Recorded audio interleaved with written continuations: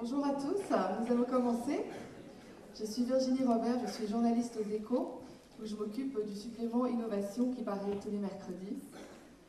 Le débat qui nous réunit aujourd'hui est celui de l'Internet et la création. Est-ce que la culture est mise en danger? Alors la première question que je me suis posée, c'est est-ce que vraiment l'Internet est créateur de culture? Et si on se réfère aux événements des 10 dernières années, il me semble que le net s'est d'abord caractérisé avec Napster notamment comme un nouveau moyen de distribution plutôt qu'un vecteur de création.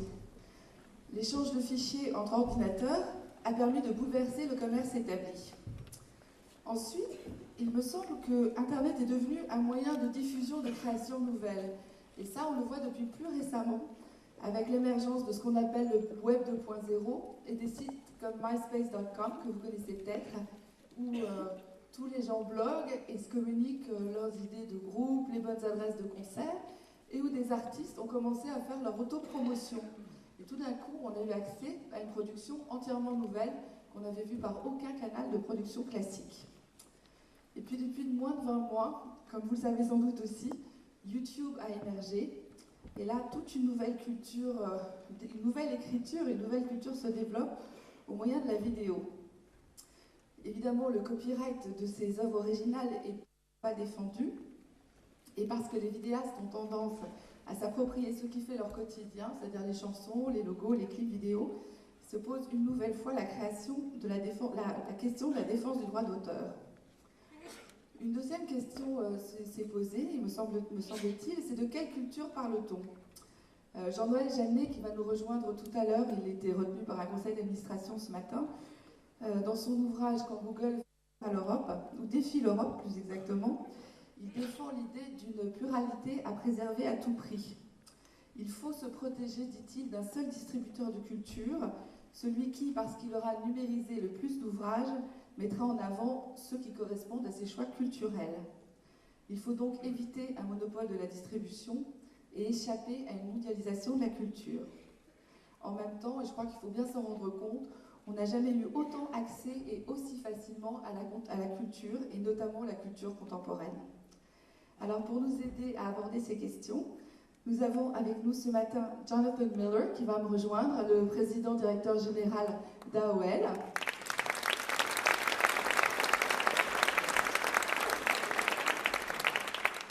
Bernard Millet, qui est aujourd'hui président directeur de la SACEM, un ancien ambassadeur, qui nous est à côté de moi, et Patrick Zelnick, qui a passé 17 ans à la tête de Virgin et qui est aussi très connu comme étant le fondateur de Naïve, la principale maison de disques indépendante.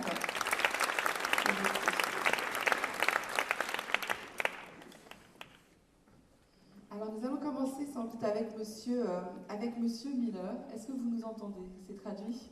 Ok. La question de la diversité de la culture est chère à nous, les Français. On aime la nôtre, on aime l'avoir défendue, on est curieux de celle des autres et on ne voudrait surtout pas avoir une culture uniforme.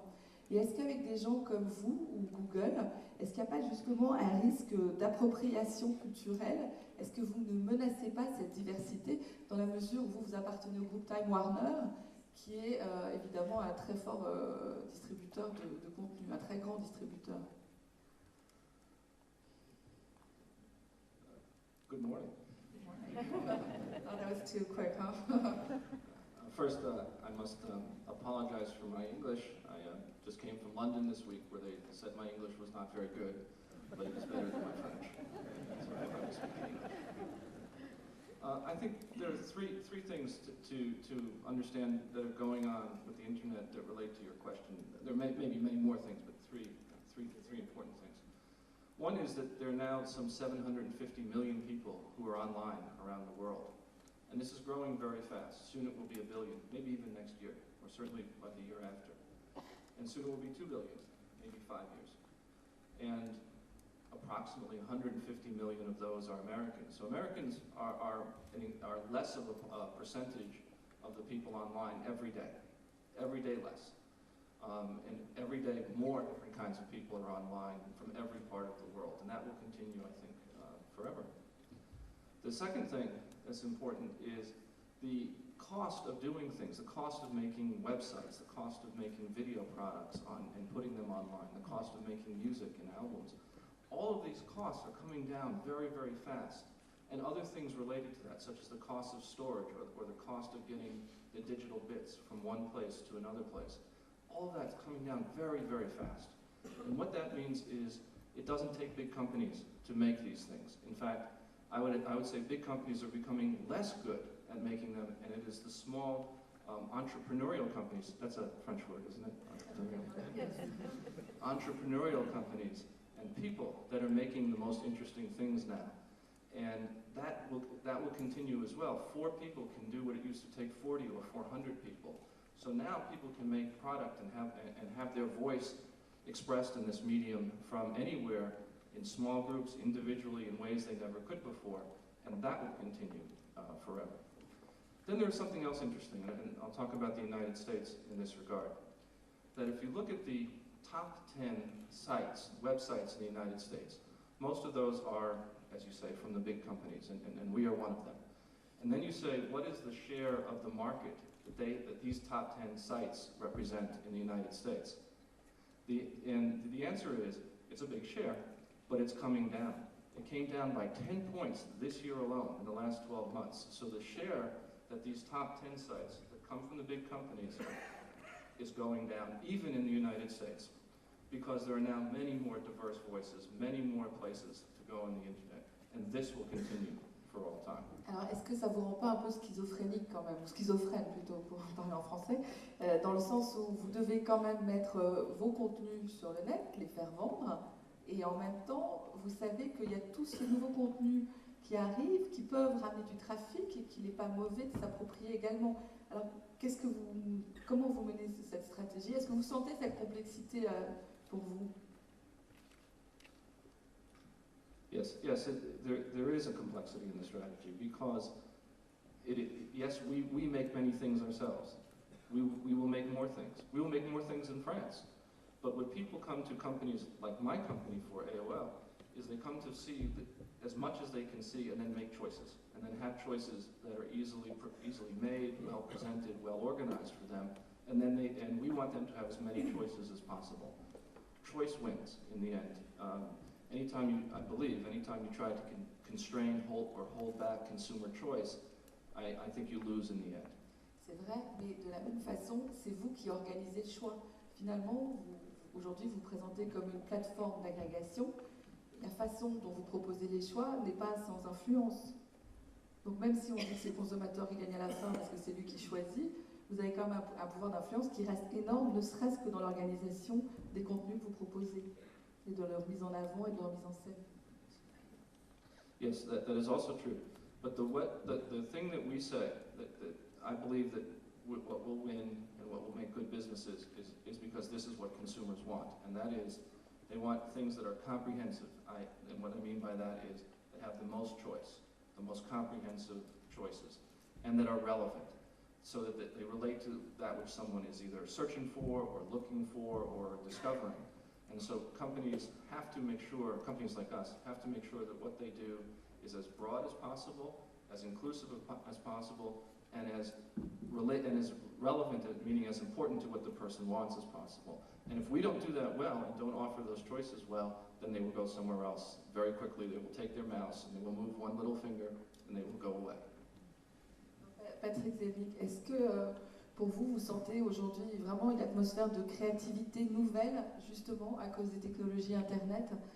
Ce que je disais en préambule, c'est qu'au départ, on a mieux diffusé, on a diffusé différemment, on a diffusé illégalement, mais c'était surtout de la distribution. Et il me semble que ça fait pas si longtemps qu'on commence à avoir du contenu neuf et que vraiment il y a de la création nouvelle qui arrive aujourd'hui. Est-ce que vous ressentez ça?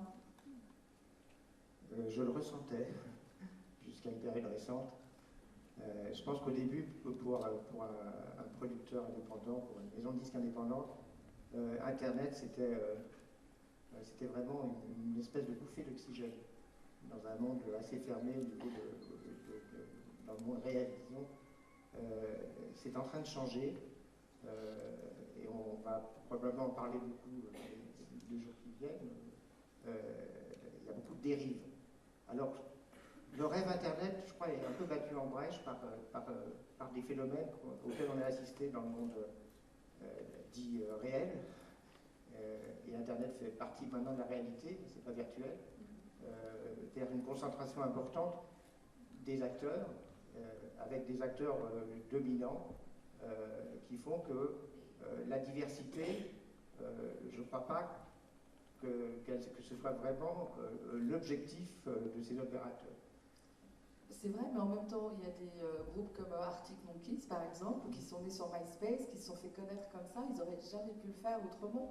Et il me semble, vous êtes un observateur de premier plan de la scène musicale dans le monde. Non, vous n'êtes pas saisi par... Non, mais moi je suis ravi que les Arctic Monkeys... D'ailleurs, c'est intéressant l'exemple des Arctic Monkeys, parce qu'après, ils ont vendu 300 000 albums en 2 semaines, ce qui était un record en Angleterre. Donc ça prouve que le marché des CD n'était pas mort, ou n'est pas mort. Encore une fois, je suis pro-Internet. Je pense qu'il faut faire attention aux dérives.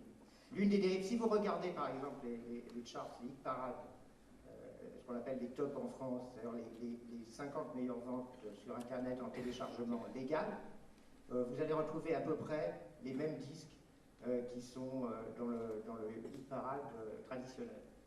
Et ça, je considère que c'est un peu un échec d'Internet. Quand Jonathan Miller dit justement Internet, c'était la chance pour des nouveaux artistes d'atteindre le public, d'une manière d'abord d'atteindre le public international, que c'est non seulement que c'est un outil de communication extrêmement riche par rapport à ce qui existait avant, parce que c'est la musique, l'image, le texte, c'est interactif. Donc Internet, le rêve Internet, je le partage avec tous et je continue à le partager. Mais je pense qu'il faut être très vigilant. Parce que si on parle de musique, par exemple, et on va en parler tout à l'heure d'une manière plus précise, avec Bernard Millet notamment, la musique a servi de produit d'appel à l'ensemble des plateformes. Et puis l'Internet, la gratuité a servi aussi de produit d'appel à Internet. Et la gratuité est un leurre. D'abord, la gratuité n'existe pas, peut-être on en parlera tout à l'heure, mais en plus, il y a un côté démagogique dans cette affaire qui consiste à dire la liberté, c'est d'écouter gratuitement la musique sur Internet. Mais finalement, vous faites un peu le même reproche que celui qu'on a fait à la bande FM, où on espérait tout d'un coup, avec la profusion de nouvelles radios, écouter des nouvelles musiques. Vous nous dites aujourd'hui qu'il n'y a pas tant de nouvelles musiques qui émergent non plus. Oui, dans les années 80, il y avait 3000 radios FM qui passaient toutes les musiques. Et 30 ans plus tard, vous avez 4 réseaux qui représentent 85% du marché. Dans les maisons de disques, vous avez 4 majors, et puis bientôt 5, enfin il y en avait 5, puis 4, bientôt 3 si les indépendants ne les empêchent pas de fusionner, qui vont représenter 81% du marché de la musique. Et vous avez toujours, quoi qu'il en soit, s'il y a 60 000 groupes de rock en France, il y a 60 directeurs artistiques pour les écouter. Ça fait 1000 groupes par directeur artistique. Donc il y a des phénomènes d'entonnoir, de ce qu'on appelle un goulet d'étranglement, qui va exister aussi sur Internet. Je suis ravi de rencontrer Jonathan Miller. Peut-être si je l'avais demandé un rendez-vous avec Jonathan Miller, j'aurais mis un certain temps pour l'obtenir.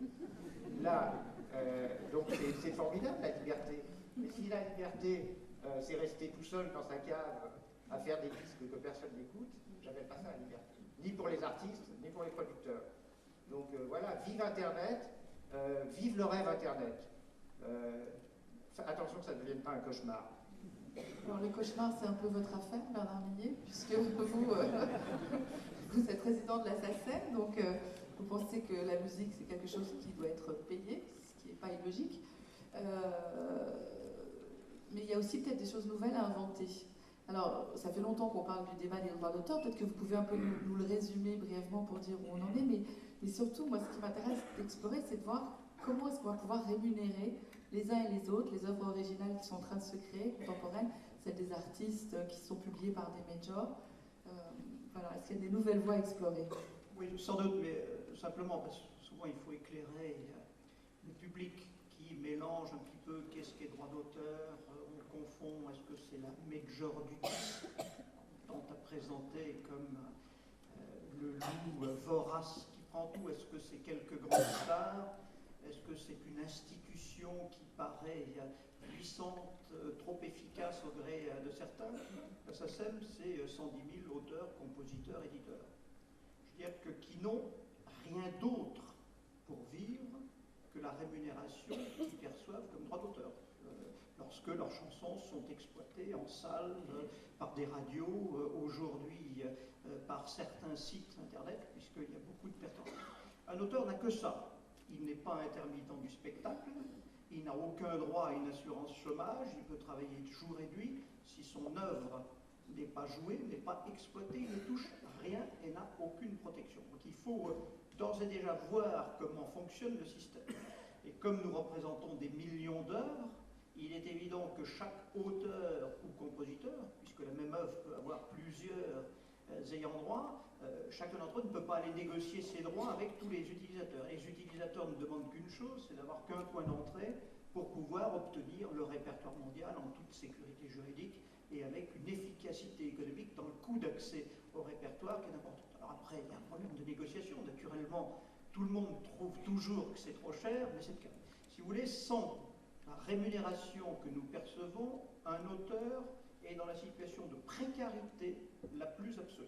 Donc ça, c'est un point qu'il faut bien comprendre dès le départ. Alors, sur les nouvelles formes, je veux dire que les sociétés, la société que je représente, s'est toujours adaptée à toutes les révolutions technologiques. Je veux dire qu'on a pensé que lorsque le phonogramme est arrivé, d'un seul coup, ça y est, les salles de concert allaient se vider et qu'on n'allait plus percevoir qu'on allait perdre de l'argent. Lorsque la radio est arrivée ou la télévision, ça a été la même chose. Lorsque le magnétoscope, on a trouvé des formes qui se sont chaque fois adaptées au terrain et nous nous efforçons de le faire. Depuis 5-6 ans, la SACEM a accordé des dizaines, des centaines d'autorisations à des sites internet.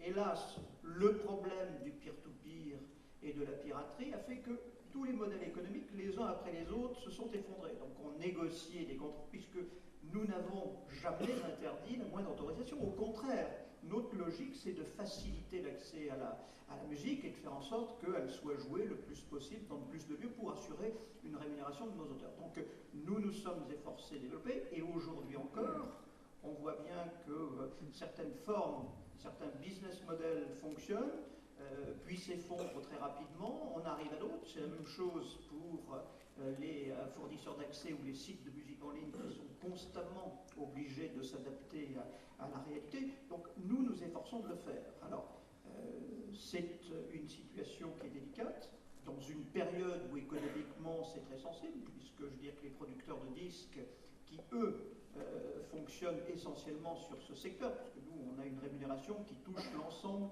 des secteurs d'activité d'exploitation de la musique. Donc le choc qu'on peut avoir sur les baisses de vente de phonogrammes a moins d'impact globalement sur nous, puisqu'on arrive à répartir sur diverses activités.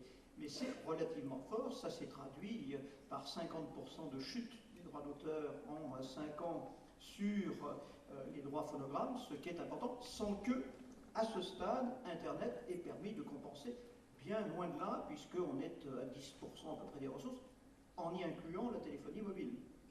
Or, la téléphonie mobile est un secteur qui est potentiellement fort, puisque le consommateur n'échappe pas à la nécessité de régler, le trouve d'ailleurs tout à fait normal, ne se pose pas la question du prix. Lorsqu'on télécharge une sonnerie téléphonique à 2 ou 3 euros, on ne se dit pas c'est trop cher, en le comparant à un morceau intégral pris sur iTunes ou Fnac ou Virgin à 99 centimes d'euros. Il paraît normal d'avoir quelques secondes de sonnerie téléphonique à 3 euros, il paraît scandaleux dans le même ton, donc c'est là où on voit la confusion des esprits, de devoir payer 99 centimes d'euros sur Internet. Donc on voit bien toutes ces confusions. Pour nous, nous souhaitons, puisque les potentialités peuvent être fortes, essayer de faire en sorte que Internet entre dans un cercle commercial viable, puisque c'est toute l'économie de la musique qui en décide. Il y a un grand débat sur la licence globale, et je veux dire qu'un système dans lequel il y a une rémunération, si aujourd'hui on le mettait en place uniquement par un abonnement sur le fournisseur d'accès, vous détruisez toute la capacité de bâtir des services de musique en ligne ou de cinéma ou d'audiovisuel viables sur Internet, et du fait de la technologie, le Bluetooth ou le Wi-Fi, vous cannibaliser d'entrée de jeu tous les développements sur la téléphonie mobile. Donc on voit que potentiellement, sur toute l'économie du secteur, c'est un élément qui, pour nous, est un élément important. Deuxième point, c'est que c'est une logique qui sort de la logique d'économie de marché, dans lequel on adapte l'offre à la demande, dans lequel les producteurs peuvent faire en sorte que les investissements ou les risques qu'ils prennent soient proportionnels aux potentialités de l'artiste qui développe. Lorsque vous êtes dans un système totalement administré sur ses prix, sur le partage du revenu et sur les répartitions, vous êtes dans un système un peu gosse-plan, où tout est figé et où vous ne pouvez plus assurer une rémunération proportionnelle pour les artistes que les producteurs développent. Donc on déconnecte au bout du compte le marché, les potentialités, la prise de risque de ce qu'est l'économie secteur, et c'est pour nous un élément qui était un élément qui nous a poussé à refuser cette approche, à rester dans une approche économique ce qui a été un débat d'ailleurs au sein de la SACEM, puisque un type licence globale et simple rémunération sur le fournisseur d'accès rend une société comme la nôtre incontournable. Tout est obligé de passer par nous. Donc on a préféré un système qui, par rapport à l'économie du secteur, est préférable, qui pose un certain nombre de risques pour une société comme la nôtre, puisqu'il peut y avoir de la gestion individuelle, il peut y avoir plus de concurrence, mais pour le développement économique du secteur et de l'ensemble de l'industrie musicale, ça nous paraissait préférable. On voit bien qu'il n'y a pas de solution toute faite. Monsieur Miller, justement, est-ce que aux États-Unis, on commence à avoir des réponses un peu différentes? Est-ce que vous faites façon de régler cette question? Well, first, let's start with the situation in my house. I have a 12-year-old son, and last week he was watching a television program on YouTube. And I said to him, we on AOL, we have this show. Why don't you watch on AOL? And he said, better quality, other things. And he said, you have commercials, you have advertisements. I like this. No advertisements. I said, well, that's because what they do is not legal, and we do the right way, and license, and we have to have commercials, we split the money, try to explain. And he says, oh, I see, Daddy. And then he goes back and he watches YouTube because he likes it better because it has no commercials. Yeah, and this is a real issue because we support the copyright and the commercial basis for creators, and we think this is a good way. But as I said, consumers will do much of what they want, and I think it gets Bernard, Patrick, and others will have work to do for many years because it gets very complicated. Say there's much material, I'll use YouTube as the example, on YouTube. And people could take a television show, use some music that they also found somewhere else, make their own music video also of the material from the television show, and add their own voiceover to it, their own speech, and make a mashup, they call it mashup, make a mashup of all of this, and then send this around to all their friends. Now what do? You know, who gets what from this? The television producers, the creators, the television distributors want something, the music company, the music artists want, and even the person who creates this mashup says, I created it, this is my creation, I should get something now. Alors, ce que vous dites est très vrai, et alors il y a des gens qui l'autorisent. Par exemple, la BBC, aujourd'hui, a mis ses archives en ligne, et elle autorise les gens à utiliser certaines vidéos pour en faire ce qu'ils veulent. Alors ils le font sur la base de quelque chose que moi j'aime bien, on en parlait tout à l'heure avec Bernard Millet, qui s'appelle la licence Creative Commons. Ça nous vient du logiciel libre. Et en fait, quand quelqu'un écrit un morceau de code, il peut en décider de la destination, c'est-à-dire qu'il peut l'ouvrir à tous, ou il peut en restreindre l'usage, il peut accepter que ce soit commercialisé ou pas, il peut accepter que l'œuvre qu'il a, enfin le code par exemple, ou l'œuvre qu'il a composée soit modifiée. Et je trouve que là, ça apporte beaucoup de liberté, tout en impliquant l'existence de droits. Qu'est-ce que vous en pensez, Monsieur Millet? Oui, c'est une question naturellement qu'on s'est posée. Alors, je veux dire que moi, j'ai l'impression malgré tout que Creative Commons est beaucoup plus adapté à des échanges entre scientifiques, universitaires, qu'au monde de l'économie proprement dit. Pourquoi? Pour une raison toute simple, et on a nous-mêmes adopté au sein de la SACEM une règle qui permet à nos auteurs, compositeurs, interprètes de pouvoir mettre gratuitement à disposition leurs œuvres sur Internet, mais dans des conditions différentes.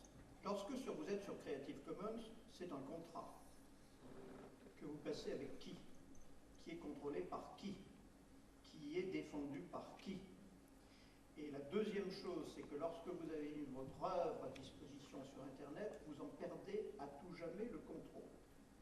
Parce que si vous vivez uniquement de ces œuvres, si vous êtes universitaire, que vous avez un revenu, un salaire dans votre université, que vous faites un MBA, peut le concevoir. Lorsque vous êtes vous-même créateur, auteur-compositeur, que vous n'avez que ça pour vivre, vous pouvez vous dire, j'ai envie de le mettre gratuitement à disposition au départ, de manière à faire mon autopromotion.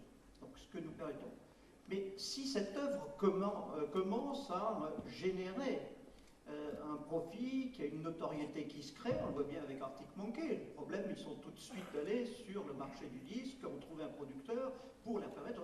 Si vous perdez totalement le contrôle de votre œuvre et que vous ne pouvez jamais en récupérer la propriété d'exploitation, ça peut être dans ce métier une chance inouïe, et après vous n'avez plus la possibilité de refaire le même succès ou la même œuvre. Vous perdez à tout jamais le revenu qui correspond à votre talent. Dans le système qu'on a mis en place, à tout moment, puisque c'est sur des sites web, on retire l'œuvre et il n'y a plus d'autre possibilité que d'entrer dans le circuit traditionnel et de protection. Et là, les sociétés d'auteurs jouent pleinement leur rôle de protection des intérêts des mondes. Donc, à la fois, vous avez cette liberté qui est celle de l'exposition, de votre promotion, parce qu'on est bien conscient qu'il y a un certain nombre de difficultés parfois pour trouver des producteurs ou pour être diffusé en radio-télévision. Donc, il faut offrir cette possibilité et en même temps pas créer un fardeau financier pour nos membres. Donc, on leur donne des autorisations gratuites, on leur donne une licence. Mais s'ils retirent de leur site web, d'un seul coup, elles rentrent dans le cycle commercial et ils sont totalement protégés sur le plan patrimonial. Donc c'est la différence, si vous voulez, par rapport à Creative Commons. Je comprends le sens dans un certain nombre de professions. Pour les nôtres, pour ceux qui en vivent, il y a quand même des limites à ce schéma. Je pense que vous dites, en même temps, il va falloir trouver des outils qui soient mieux adaptés à la créativité des musiciens, des internautes. Ça on ne sent pas. Ça, à la fois, on sent qu'il y a un besoin d'éducation, puisque le piratage, c'est pas admissible, et là, on est tous d'accord. Et en même temps, il y a un besoin d'outils qui collent mieux à la demande. Vous parliez de la demande. Aujourd'hui, les gens sont prêts à acheter des chansons à 99 centimes ou des ringtones à 3 euros. Et ils n'ont plus envie de payer 20 euros leur CD ou 17 euros leur CD. Donc tout ça se transforme. Évolue. Vous avez des systèmes par abonnement, vous en avez payé par la publicité, vous avez du simulcasting, vous avez du webcasting. Tous les modèles sont en train de se développer. Ça n'est pas un problème particulier. Et on s'adaptera en permanence, nous, à des évolutions. La seule limite étant le pillage ou la rémunération. Patrick Zanuck. Je crois que quand on parle des artistes, on ne peut pas. Ça ne veut rien dire. Chaque artiste est unique. Et il y a une expression qui existait déjà, qui était la musique au kilomètre. Je pense que la culture, c'est pas un zapping culturel et c'est pas d'avoir à disposition 250 heures de musique qu'on va consommer dans une journée. Ça n'a pas de sens. Donc, il faut distinguer deux choses. D'abord, la création et sa diffusion. Parce que la création, si elle n'arrive pas, si elle n'a pas de vitrine pour s'exposer, eh ben, elle n'est pas portée à la connaissance du public. Alors, c'est très bien de parler d'Arctic Monkeys, mais ce serait bien... on a cité un groupe, il faudra en citer 100, qui ont connu le même bonheur, si on veut parler de diversité, et pas toujours le même exemple. On a parlé de U2, mais U2 c'est une institution, c'est une entreprise. Moi j'ai reçu un prospectus sur un fonds d'investissement, parce que j'arrête pas de chercher de l'argent, et dans le fonds d'investissement, l'un des associés est M. Bono. M. Bono, il est plus capitaliste que moi. Je lui en veux pas, hein. Il a le droit d'être à la fois un homme d'affaires et un artiste. Donc on ne peut pas découper comme ça ni les gens, ni le public en segments, par tranche d'âge. Moi, je vois dans les études marketing, on est vieux au-delà de 25 ans. C'est pas très encourageant. Bon, en tout cas, pas pour moi. Et tout est comme ça. Les sociétés d'études, il y a des études qui s'appellent Jupiter, c'est un super Bono, hein, qui fait des études sur Internet. Il disait, j'ai lu certaines études que que j'ai piratées, parce qu'elles coûtent très cher ces études, et qui annonçaient que maintenant, en 2006, le téléchargement légal représenterait 25% du marché français. Il représente à tout casser 5%. Ça veut dire quoi pour un producteur? C'est-à-dire qu'il y a une période pendant laquelle les ventes de CD baissent. Alors, l'industrie a décidé que le CD n'existait plus. C'est formidable. Hein, maintenant, j'entends des PDG dire que la presse va mourir, qu'il n'y aura plus de radio, etc. C'est ça la diversité. Donc, cette histoire de substitution, moi je suis favorable aux nouvelles technologies, mais à chaque fois qu'une nouvelle technologie apparaît, on condamne l'ancienne. Qui aurait pu imaginer il y a 10 ans qu'on irait plus vite pour aller à Marseille par le train que par l'avion? Personne dans ce pays. Et pas aux États-Unis non plus. Et donc, si vous voulez, je ne crois pas qu'une technologie chasse l'autre, et je crois qu'il faut maîtriser les nouvelles technologies. Alors pendant cette période où vous avez un marché du CD qui a perdu 35% en 3 ans, c'est énorme. Hein. Imaginez que l'ensemble de la production française baisse de 35% en 3 ans. Ben, je ne sais pas où on serait. Hein. Et le téléchargement légal, le rêve Internet était censé prendre la relève, mais il n'a pas pris la relève. Alors, si on prend la relève, accélérons cette relève, monsieur Jonathan Miller. Et peut-être les producteurs pourront survivre. Pour l'instant, les producteurs sont condamnés à produire moins. Parce que le seuil de rentabilité d'un album pour un nouveau talent en France, c'est monté, compte tenu aussi des frais de marketing qui ont doublé en 5 ans, il faut vendre 50 000 disques pour commencer, pour atteindre le seuil de rentabilité. Donc, comme on ne peut pas atteindre facilement ces 50 000 disques, et qu'on est actuellement, on sabre le champagne quand on en vend 10 000, qu'est-ce qui va se passer? Et vite, qu'Internet assure la relève, mais vite. Et puis, je ne veux pas entendre parler de gratuité parce que c'est une notion démagogique. Monsieur Miller, Internet peut prendre la relève vite, vous pensez? Parce que là, on sent que c'est quand même toujours la confusion, on ne trouve pas les modèles, ça change tout le temps. I think that different things happen at the same time. So there are multiple things happening. There are more good and legal ways to get content from many different sources. And that is happening, and it is expanding, and is increasing. At the same time, it is true what Patrick says, that there are still many illegal downloads of music and many illegal downloads of television, as an example I gave my criminal son, I suppose. Please do not write them. He's a very good boy. But both happen at the same time because it is still new. It's still not sorted through. And even iPod, iTunes is a legal way to download music and now video. iPod, what is on the iPod? You can do the math and it will tell you a lot more is on the iPod than came from iTunes or from CDs. If you do the math, you will find much more there. From CDs? No, more than what is just from CDs plus what is from iTunes, meaning it came some other way. So even though iTunes is very good service, legal, and people artists get remunerated and record companies, etc. iPod also opens up another door. So both happen at the same time, and I still think it will be a number of years before we find out the ultimate model. Comme vous le savez, à la Cité de la Réussite, la tradition veut que des étudiants posent des questions à nos panélistes. Alors, ils sont au nombre de 2. Est-ce que vous avez un micro? Non, alors on va vous en apporter un. Voilà. Ce serait bien que vous vous présentiez avant de poser votre première question. Allez-y. Bonjour, Étienne Balmer du CFJ, donc le Centre de formation des journalistes. Moi j'aurais d'abord une première question encore à Patrick Zanuck. Zanuck, avec un K. Donc vous parliez avant qu'il ne fallait pas segmenter effectivement entre le public et les artistes d'un côté. Est-ce qu'il n'y a pas finalement, est-ce que les artistes eux-mêmes sont eux-mêmes divisés sur la question de téléchargement? Est-ce qu'il n'y a pas quelques superstars qui justement sont évidemment pour les mesures de protection, etc. de leurs œuvres, et d'autres qui cherchent désespérément à se faire connaître, donc qui favorisent justement le développement de MySpace, de YouTube, etc. Je crois que c'est pareil. Quand on parle des artistes, il faut distinguer ce qu'on appelle les nouveaux talents, les artistes qui n'ont pas, pour la plupart n'ont pas de maison de disques, et effectivement qui ont comme expression possible, par exemple, des sites comme MySpace, des artistes confirmés et connus, qui occupent de plus en plus de place dans le paysage. C'est pour ça que je parlais de concentration à ce niveau-là. Donc il y a plusieurs sortes d'artistes. Moi je pense que le problème c'est de trouver le chemin qui permet à un nouvel artiste de devenir ensuite un artiste majeur.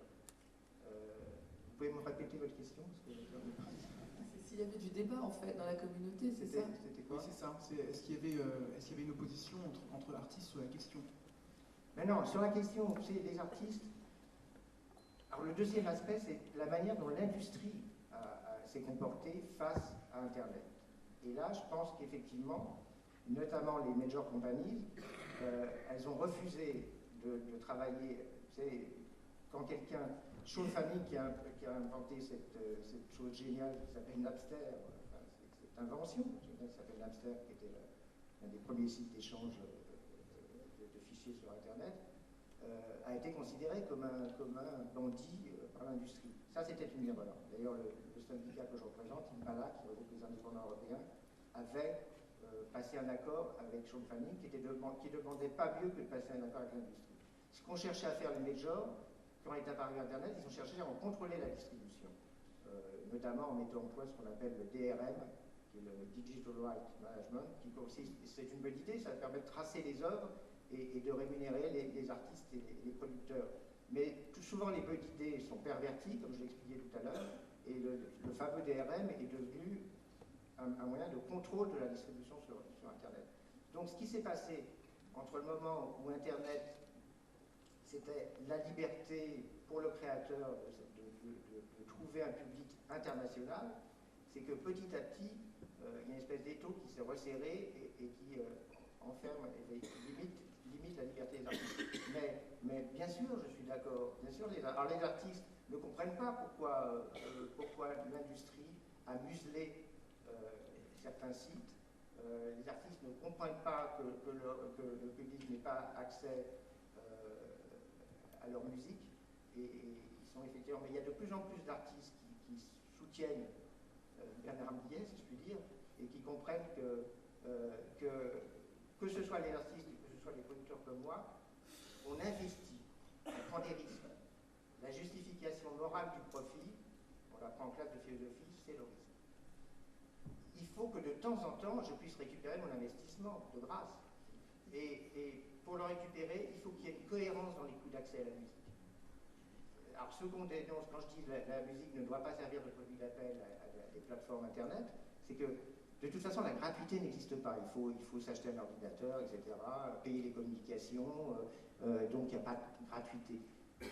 On demande, et ce n'est pas une taxe qu'on demande, c'est une juste rémunération de notre risque.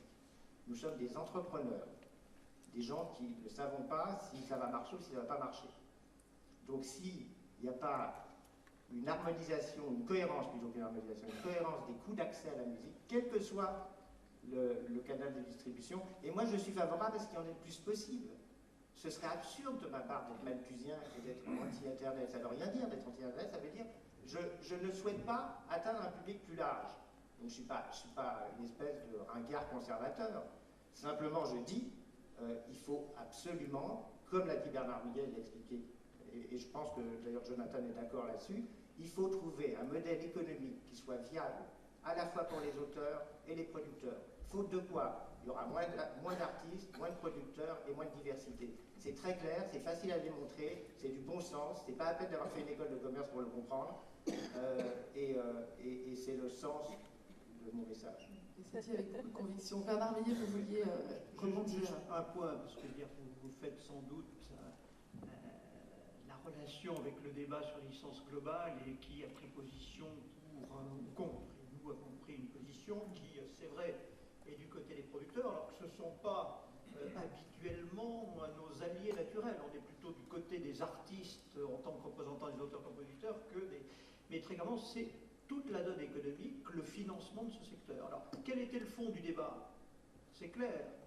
En transformant toute la rémunération des auteurs dans un système de copie privée, vous changez toute la nature juridique du système et du financement. Et d'un seul coup, vous êtes dans une logique où vous rémunérez un peu tout le monde, sans relation nécessairement avec ce qu'est le potentiel économique, le développement, etc. Vous tuez toute cette notion d'investissement, de risque, d'amortissement qui est nécessaire pour le fonctionnement du producteur. Et deuxièmement, vous créez des clés de répartition des ressources qui sont administrées, ce que je vous ai dit tout à l'heure. Et notamment, je veux dire que les plus favorables à cette thèse étaient les musiciens, pas les artistes-interprètes, qui tous ceux qui ont une notoriété qui compte ont pris une position qui était comparable à l'autre parce que eux prennent un risque comme le producteur sur les ventes de leurs CD. Les musiciens, très clairement, sont payés à la vacation lorsqu'ils enregistrent dans un studio et sont payés une fois pour toutes, sans qu'il y ait de risque sur la vente d'un CD ou de 300 000. Donc eux ont une certitude. En transformant la nature juridique de la vente du CD ou de la vente sur Internet en copie privée, d'un seul coup, il y a une part de rémunération qui vient aux musiciens, qui n'existait pas auparavant. Donc il y a là aussi, par rapport à ce qu'est l'économie du secteur, la répartition des revenus, un transfert de ressources sans aucun risque qui peut se créer dans ces systèmes. Alors, c'est plutôt les sociétés d'ailleurs de gestion collective d'artistes-interprètes qui ont pris cette position, alors qu'elles sont nettement plus faibles que nous. Nous, notre rémunération essentielle étant unique pour les auteurs, ce qu'on perçoit, on a pris une position qui était une position économique, qui est celle de l'avenir et du financement de toute la filière musicale, plutôt qu'un système qui est de prendre tout de suite une ressource qui va être minimale par rapport aux potentialités et répartie de manière administrative. Allez-y. Oui, je vais juste ajouter que nous, la question de la licence globale, c'était pas le principe, parce que le principe de rémunérer l'utilisation de la musique sur Internet, on est tous d'accord. C'était le fait qu'on ne souhaite pas se voir imposer des rémunérations fixées par je ne sais qui, par l'État, etc. Nous, on souhaite conclure des accords particuliers, des accords de licence pour l'exploitation de nos répertoires avec des personnes comme Jonathan Miller. C'est pour ça que je suis tellement ravi de le rencontrer aujourd'hui. On prépare un rendez-vous avec Patrick Zelnik. Il faut que quelqu'un prenne l'agenda et se mette au rendez-vous. Alors, les étudiants, vous avez d'autres questions? Oui. Bonjour, je m'appelle Samy de l'ISEG. Bonjour. J'avais une question pour Bernard Millier. Aujourd'hui, on paye une taxe sur la... Donc, enfin, je pense qu'on représente une génération entre 20 et 25 ans. Je pense que c'est nous qui... C'est un peu la cause de votre cauchemar. Enfin, Et puis, je le sais aussi, comme Jonathan. Voilà. Donc, on paye une taxe sur les CD. Donc, une redevance, ce n'est pas une taxe. Une redevance. J'aimerais savoir à quoi est-ce qu'elle correspond exactement. Et une autre question, c'est qu'aujourd'hui, les fournisseurs d'accès nous proposent toujours des débits qui sont de plus en plus grands. Donc, à quoi finalement servent-ils et dans quel but? Donc voilà, c'est un peu. Je pense qu'il y a beaucoup d'éléments qui viennent, qui nous poussent aussi à faire de la piraterie, mais des éléments des providers et même de AOL, ou que ce soit Free ou n'importe quel. Sur le premier point, la redevance copie privée. Je dis bien redevance et non pas taxe. Ce n'est pas un impôt, c'est une rémunération qui revient à l'ensemble des ayants droit. Les auteurs, compositeurs et éditeurs pour la partie droit d'auteur, les artistes, interprètes et les producteurs pour ce qu'on appelle les droits voisins des droits d'auteur qui ne sont pas de même nature. Lorsque sont arrivés les premiers supports de copie, les magnétophones, les magnétoscopes, les cassettes VHS, etc., on s'est rendu compte que le principe fondamental du droit d'auteur, qui est le monopole de l'auteur sur la propriété de son œuvre, c'est-à-dire le droit exclusif d'autoriser et d'interdire toute utilisation ne pouvait plus fonctionner. Donc on a mis une exception à ce monopole de l'auteur sur son œuvre pour la copie privée sur des supports cassettes VHS, puis après CD, aujourd'hui lecteur MP3, iPod, et l'observation de Jonathan Miller est claire. Sur un iPod, la part représentée par les téléchargements de iTunes doit être entre 1 et 1,5% de la capacité. Pas plus de 5% de la totalité, ce qui est effectivement exact. Tout le reste, c'est de la copie privée. Tout le reste, c'est de la copie privée dont on ne connaît pas nécessairement l'origine. Donc cette rémunération est venue compenser cette autorisation laissée, moi je ne dis pas aux consommateurs parce que c'est un terme qui donne l'impression que le cinéma, la culture, ce ne sont plus des œuvres mais ce sont des produits. Hein. Donc on a un petit peu cette notion. Mais chaque fois que vous les recopiez pour votre usage personnel, etc., il y a une rémunération faible qui représente moins de 10% de ce qu'est la rémunération qu'on a sur un CD du commerce pour nos membres et qui est répartie entre tous les sociétaires à 75%. Parce que ça aussi c'est un élément important. 25% de ces sommes sont aujourd'hui affectées à des actions culturelles d'intérêt général. J'ai vu qu'il y avait une question sur l'aide aux nouveaux talents, l'aide aux artistes. Ces sommes sont affectées au spectacle vivant, à l'aide à la création et principalement aux nouveaux talents et à la formation d'artistes. Je veux dire que c'est un moyen d'ailleurs de compenser parfois les dérives budgétaires de l'État. Donc là, c'est devenu une source de financement important de la diversité culturelle, de la création des nouveaux talents. Donc ces ressources servent à rémunérer cette perte de propriété, cette perte de droits exclusifs qu'avaient les auteurs, compositeurs, les artistes et les producteurs sur ce site. Donc on voit bien aujourd'hui, ça a explosé le jour où on a commencé à avoir des hauts débits sur les fournitures d'accès. Vous avez vu les ventes de CD data, de CD vierges, de lecteurs MP3, de iPod exploser. C'est pas simplement pour le plaisir d'avoir une notice, c'est sans doute pour enregistrer et des masses d'informations en copie privée. Donc la rémunération qui provient de ça, qui est aujourd'hui contestée par les fabricants de matériel, notamment Apple, qui trouve scandaleux qu'on paye une rémunération de 8 € sur un anneau iPod pour compenser les pertes de revenus des auteurs. Hier, il y avait l'information sur les profits de Apple. Je ne pense pas que ce soit la rémunération pour copie privée qui ait posé le problème. Et en toute hypothèse, le fait que les créateurs puissent offrir de plus en plus d'œuvres et d'œuvres attractives pour le public, et les fournisseurs de matériel vont trouver là des potentialités, tout comme les fournisseurs d'accès. Il faut le dire, on a eu une période difficile avec certains en France. C'était pas OL, c'était une entreprise publique qui, il y a 4 ans, faisait toute sa publicité pour l'abonnement au haut débit sur le fait qu'on pouvait télécharger de la musique, ce qu'on avait trouvé pour le moins abusif. C'était Bonadou, je crois. Monsieur Miller, vous vouliez réagir à ça? Yes. First, I think consumers want bandwidth. It makes for a very good experience. It improves all the time. So bandwidth is used and will continue, I think, to increase and make better consumer experiences. But as we were all talking, that doesn't mean that first we all have to find better ways of working commercially. But I would ask the person who asked the question, do you always drive 200 kilometers an hour because you can, because your car will go this fast? Vous allez toujours conduire à 200 km/h parce que votre voiture vous le permet. Ah ouais, non.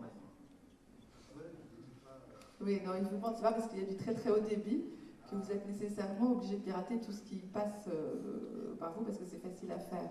Et donc la question un peu ironique, c'était que c'est pas parce que vous avez une voiture qui va à 200 km/h que vous allez tout le temps conduire à 200 km/h.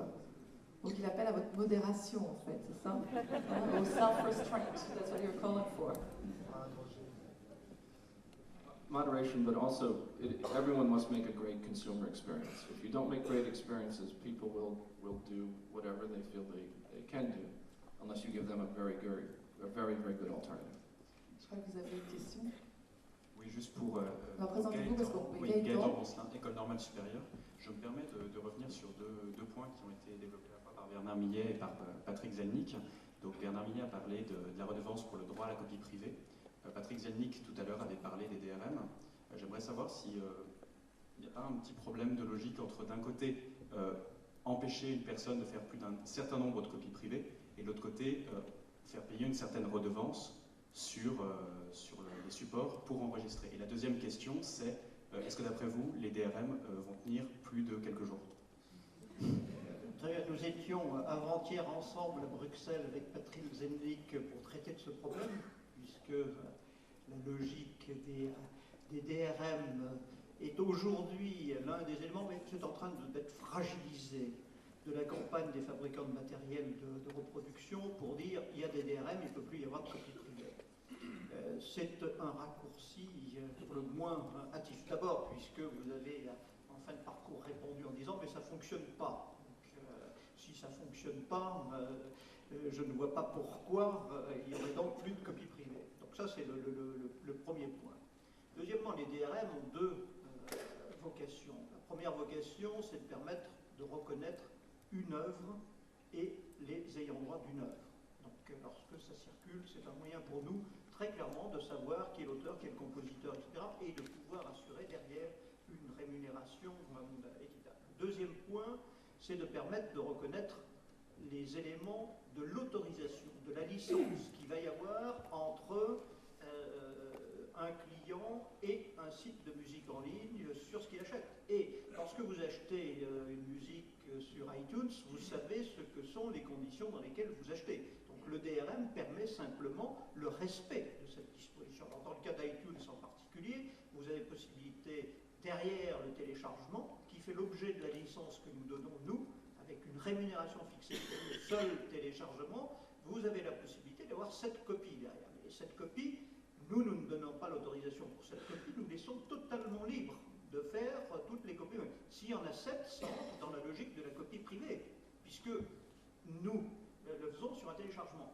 Dans la relation que vous avez avec iTunes, elle est différente sur le système. Mais au-delà de ça, je veux dire que le fait que demain il y ait des DRM qui fonctionnent ou qui ne fonctionnent pas, on peut là aussi se poser des questions sur le sujet. Ça ne va pas supprimer le fait que vous avez aujourd'hui des milliards de CD, de DVD en circulation dans le monde, sous forme digitale, représentant le répertoire mondial de toutes les œuvres existantes, et ceux-là ne vont pas disparaître comme par enchantement du fait que demain, sur tel CD ou sur tel site, vous allez avoir des DRM. De la même manière, vous avez des dizaines de milliers de stations de radio et de télévision en simulcasting ou en webcasting qui continuent à fonctionner ou en analogique, que vous pouvez transférer sur support digital et qui font l'objet de copies potentielles. Donc le problème, c'est pas de dire que la copie privée n'a plus de sens, elle va changer de forme, elle va s'adapter à certains usages, peut-être que dans certains cas, quelques artistes ou quelques œuvres ne seront pas rémunérées parce qu'elles ne seront pas accessibles, mais l'ensemble des autres continueront à l'être, et il faudra constamment, c'est la logique de la commission qui fonctionne en France, s'adapter au marché pour tenir compte à la fois dans le niveau de rémunération et la répartition des ressources de ce qu'est l'état du marché. Donc nous souhaitons éviter une approche dogmatique, mais rester économiquement proche du marché pour voir comment les pratiques vont évoluer. Patrick Zenlik. Je crois que c'est un débat un peu manichéen. Nous, producteurs indépendants, j'ai dit que la DRM, en tant qu'outil technique, pourquoi pas. Mais si c'est un instrument de contrôle, c'est différent. Donc nous ne voulons pas prendre les internautes en otage. Naïve et la plupart des indépendants n'utilisent ni la DRM ni les systèmes anti-copie. Si vous achetez un disque Naïve, et je vous conseille fortement de le faire, il n'y a pas de système anti-copie. J'ai jamais voulu pratiquer cela. Je pense que quand on parle d'Internet en général ou de la piraterie, il faut s'intéresser non pas à l'utilisateur final, mais aux intermédiaires qui pratiquent. C'est comme dans le domaine de la drogue, c'est d'abord les dealers qu'il faut mettre en prison avant les consommateurs. Et donc, on a une attitude vis-à-vis d'Internet qui est plutôt positive en tant qu'indépendant. On ne cherche pas à brimer le consommateur. On cherche simplement, comme l'a dit, alors là j'arrive à la fameuse redevance pour copie privée. Actuellement, comme j'ai expliqué, qu'on n'est pas encore dans une situation où Internet peut procurer des revenus suffisants aux producteurs, heureusement qu'il y a des mécanismes de la redevance pour copie privée, parce que ça nous permet, nous, de justifier la production de certains artistes. Si on n'avait pas ces différentes sources de revenus, qui viennent de moins en moins du CD d'ailleurs, on ne pourrait pas produire. Donc, il faut raisonner dans le temps, d'une manière qui ne soit pas malthusienne, qui soit ouverte sur sur le monde. Et je rejoins cette idée de dire si on a une voiture qui roule à 200 km/h, il ne reste pas beaucoup de points dans le permis de conduire à la fin du mois. Là, c'est pareil sur Internet. Hein. On parlait des autoroutes. Au début, sur les autoroutes, il y a des limitations de vitesse. Je crois qu'on peut être favorable aux nouvelles technologies, mais aussi favorable au fait de les maîtriser. Alors, oui, Jonathan Miller, et puis après on ouvrira les questions à la salle. I think the music industry, the record companies, were slow to recognize what was happening in this digital period. The video companies, the film companies, the TV companies, I think are now trying to move much more quickly. Warner Brothers, which is a sister company of ours, did something very interesting a few months ago where they made a deal with BitTorrent. I don't know if you're familiar with BitTorrent, but it is a software program that takes large files like video and breaks it up into little files and circulates them around the net. And it's been used for pirating movies and things like that for some years. In fact, some people estimate that up to a third of the traffic on the internet, a third of all of the traffic on the internet in the world are BitTorrent files. Warner Brothers made a deal it's a peer-to-peer system, in order to legitimize movies on that system and through BitTorrent files. And I think it is the beginning of an example of that industry recognizing what it has to do and moving in new ways. So I think there's progress. Merci madame. Nous en profitons pour accueillir monsieur Jean-Noël Jeannet, qui était retenu ce matin par un conseil d'administration, est-on dit, et qui peut revenir vers nous. Alors, juste avant de vous poser une question, j'aimerais revenir sur ce que vous avez dit sur les acteurs dans le monde de la vidéo qui viennent plus vite que ceux de la musique sur Internet. Il reste le problème de la chronologie des médias. Vous savez, quand un film sort, il faut attendre tant de temps avant de pouvoir le visionner sur un DVD ou sur Internet. Et il me semble qu'aujourd'hui, avec tous les moyens de diffusion dont on dispose, et notamment iTunes, on peut télécharger normalement Desperate Housewives, si on en a envie, la 3e saison qui est en train de passer aux États-Unis. Les Américains peuvent le faire, mais pas moi. Moi, j'en suis tout à fait Marie, par exemple. Est-ce que vous pensez que ça peut changer? Parce que j'ai tout ce qu'il faut, j'ai l'équipement, j'ai Internet, et dès que j'arrive sur Desperate Housewives Season 3, on ne m'autorise pas. Est-ce que vous pensez que, puisque les moyens de lire permettent une accélération de cette chronologie, est-ce qu'elle ne devrait pas se faire? I think it will change very quickly now, and that in the industry they call it day and date, at the same day, the same time. I think video products and many other products will be available at the same time, the same date, the same everywhere in the world. I think this will happen very fast. Alors ça c'est une bonne nouvelle pour moi. Alors, Monsieur Jeannet, on a eu un débat assez technique en fait. Jusqu'à présent, c'est vrai que c'est pas très facile. On commence à parler d'internet, de culture, et puis on s'aperçoit que la culture ça se paye, et que il n'y a pas beaucoup d'outils encore, qu'il y a beaucoup de réflexions sur la façon de s'y prendre, et que c'est pas du tout gagné pour l'instant, même s'il y a beaucoup de gens qui défendent avec une forte conviction les droits d'auteur. Vous avez écrit un livre qui a fait beaucoup de bruit quand il est sorti. Vous venez de le rééditer d'ailleurs, il y a une 2e édition. Et vous avez réagi quand Google a annoncé qu'il allait numériser des ouvrages pour les rendre disponibles sur Internet. Et finalement, on a senti que chez vous, il y a eu une crainte tout d'un coup d'un monopole sur la culture, enfin une peur vraiment profonde, et qu'il fallait à tout prix défendre la diversité. Est-ce que vous pouvez nous en parler? Très volontiers, en commençant par vous prier d'excuser mon retard et de l'impassibilité où je suis par conséquent de commenter les propos antérieurs. À moins que, au contraire, j'en sois avec Tristan Bernard quand il faisait une critique. Le livre, dès qu'il disait jamais les livres dont il rendait compte, de peur d'être influencé. Je me permets de me situer dans cette tradition de Tristan Bernard, si vous le permettez. Plus sérieusement, vous avez la bonté de m'interroger en effet sur la réaction que j'ai pu avoir au nom de la bibliothèque au moment de l'annonce de l'intention, annonce tonitruante, à son de trompe, de l'intention de Google de numériser à terme assez proche 15 millions d'ouvrages à partir en effet des ressources d'un certain nombre de bibliothèques américaines et de bibliothèques à l'époque anglaise, la Bodleian de Oxford. Alors pour résumer effectivement la réaction, et peut-être pourrons-nous ensuite en débattre, c'est mon souhait en tout cas, elle a été la suivante. D'abord, satisfaction et même allégresse, confirmation qu'il y avait là, pour notre génération, un formidable apport. Toute idée d'être morose en face de l'arrivée des nouvelles technologies dans ce domaine comme dans d'autres, est pour moi absolument étrange et pour tout dire absurde.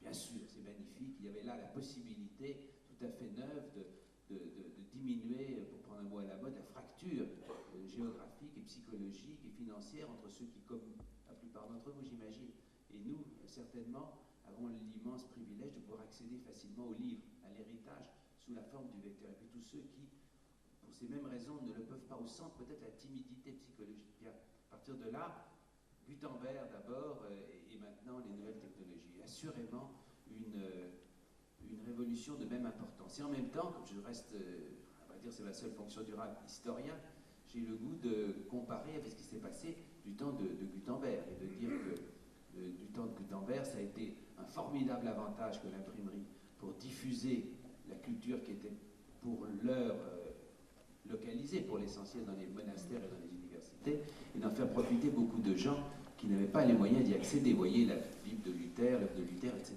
Je n'y insiste pas. Et en même temps, ce que nous apprend le précédent de Gutenberg, c'est que c'était extrêmement ambivalent dans les effets, qu'un certain nombre de cultures qui n'ont pas pu ou pas su utiliser très vite la nouvelle possibilité que donnait l'imprimerie ont été rabougries, ratiboisées au profit des cultures qui ont pu y accéder. Autrement dit, cette ambivalence, qui était très forte, demeure aujourd'hui. Gutenberg a apporté d'autre part une possibilité magnifique d'introduire par rapport au rouleau antérieur ou au manuscrit des index, des tables, des matières, progrès immense également, pour pouvoir naviguer à l'intérieur de l'océan de ce qu'on avait hérité du passé. Là encore, cette ambivalence et cette ambiguïté, nous la retrouvons. La toile permet de cette navigation lorsqu'on l'organise de façon intelligente. Mais il s'agit de culture, donc de politique. Et par conséquent, il faut que la politique soit en cause. C'est pourquoi j'ai fait appel, non pas directement par les chemins de l'administration, à une sorte de système disons traditionnel. J'ai fait appel aux médias, c'est-à-dire à l'opinion, parce que je crois que c'est une affaire civique essentielle. Alors quel est l'enjeu à partir de ce point de départ? Eh bien effectivement, l'enjeu à nos yeux nous est apparu tout de suite comme celui-ci. Est-ce qu'il faut laisser un moteur de recherche américain, et pour donner son nom, vous le connaissez peut-être, Google, est-ce qu'il faut laisser Google avoir une sorte de monopole de la numérisation de millions d'ouvrages et de l'héritage sous forme de livresse? Notre réponse a été non. Elle a été non, pourquoi? Parce que nous pensons qu'il y a d'abord tout risque, tout danger, tout monopole en soi implique des dangers. C'est l'Amérique qui a inventé la loi Sherman et la loi Clayton pour lutter contre les monopoles. Donc ils nous ont appris à cet égard à être très prudents. Et puis parce qu'il s'agit tout simplement d'une entreprise privée, une entreprise dont les racines sont anglaises, américaines, anglo-saxonnes. Naturellement, je ne peins pas de diable contre le mur pour le cribler de flèches. Je considère que dans l'avenir culturel du monde, l'Amérique a évidemment sa place, d'autant plus qu'elle s'est enrichie de nos propres richesses, en particulier européennes, à cause des folies, notamment des guerres civiles que nous avons connues au XXe siècle. Mais en même temps, ça veut dire forcément un certain éclairage sur les choix qui seront faits. Et l'autre ressort, c'est évidemment le ressort de la recherche de profit, la recherche par la publicité, qui induit forcément, qui provoque forcément un certain type de choix. En effet, la donnée, je résume au maximum notre conviction et ma thèse, il y a un contraste dont tout le monde est frappé entre le caractère incroyablement savant et pour tout dire quasi génial de l'algorithme inventé par les présidents Brin et Page, puisque maintenant ils sont présidents de Google, et le caractère formidablement fruste également du rouleau qui se déroule. La question étant de savoir ce qu'on a au début du rouleau et ce qu'on propose. Par conséquent, la manière dont on choisit ce que l'on va donner est essentielle. Lorsque on m'a demandé de traduire mon petit livre aux États-Unis, mes correspondants américains m'ont demandé d'ajouter un chapitre sur le thème du vrac. Comment lutter contre le vrac? L'ennemi, c'est le vrac, c'est le désordre. Donc à partir de là, ce que l'on met en ligne est forcément influencé par un choix sur une ambiance générale qui est anglo-saxonne et par la publicité. Pour le prouver, deux exemples simplement. Le système bêta de la mise en ligne, à titre expérimental, de Google Search, de Google Print, de Google Book Search, vous tapiez Victor Hugo, Cervantes, Goethe, vous trouviez toute une série de livres qui étaient des livres anglo-saxons ou des textes originels mais entourés d'un cocon d'appareils critiques anglo-saxons. Ce sera naturellement corrigé. Il y aura des évolutions à cet égard, mais cela forcément est marqué d'une certaine façon. Et contre cela, nous voulons la diversité culturelle. Les États-Unis sont le seul pays à ne pas avoir signé quasiment la motion de l'UNESCO pour la diversité culturelle, il faut se battre pour elle. Et enfin, j'ai terminé parce que je commence à sentir l'esquisse de l'ombre d'une légère impatience chez vous. J'ai terminé quand je parle de la publicité, et là encore vous m'obligez à aller au galop, donc à forcer un peu ma pensée, mais néanmoins je crois pouvoir vous dire l'essentiel. J'observe que le jeune Brin, l'actuel président, un des deux fondateurs de Google, lorsqu'il était encore étudiant à Stanford, ils ont commencé, contrairement à parfois on met en avant par de l'argent public ou de l'argent académique, et non pas par de l'argent privé, il avait expliqué il faut absolument faire un algorithme où la publicité ne joue pas de rôle dans le placement de ce que nous offrirons. Parce que, disait-il, je prends un exemple, si on m'interroge, moi, mon algorithme, sur les rapports entre la conduite sur autoroute et l'utilisation simultanée d'un téléphone portable, il y a deux types d'organisation possibles de l'offre en tête. Si je pense à l'intérêt public, je mettrai en tête le dernier rapport de l'institution qui a observé, avec des statistiques, que c'était très dangereux d'écouter son téléphone quand on conduisait sur autoroute. Mais si en revanche c'est la publicité qui joue, j'aurais tout à fait tendance à mettre en tête les sites des fabricants de téléphones dits cellulaires, puisque ce sont eux qui me font vivre par la publicité. Et cela, évidemment, a de grandes conséquences. Et c'est vrai aussi dans le domaine du livre. Un éditeur, cette fois-ci c'est vraiment mon dernier mot, un éditeur, on s'écoute vraiment beaucoup, une de mes expériences ici c'était en 68, c'était beaucoup plus troublé. On est allé vers l'organisation des débats qui sont entièrement, j'imagine, votre mérite. La dernière observation, c'est qu'un éditeur anglais m'a envoyé il y a quelques semaines une lettre d'approbation en me disant, regardez, moi j'ai cherché 2 ouvrages sur la toile, il s'agit là vraiment de la numérisation des livres, d'un ouvrage sur la toile, j'ai cherché Dickens, vous savez, les grandes espérances, Great Expectations, et à droite j'ai trouvé une publicité pour une officine organisant des mariages entre les âmes esselées.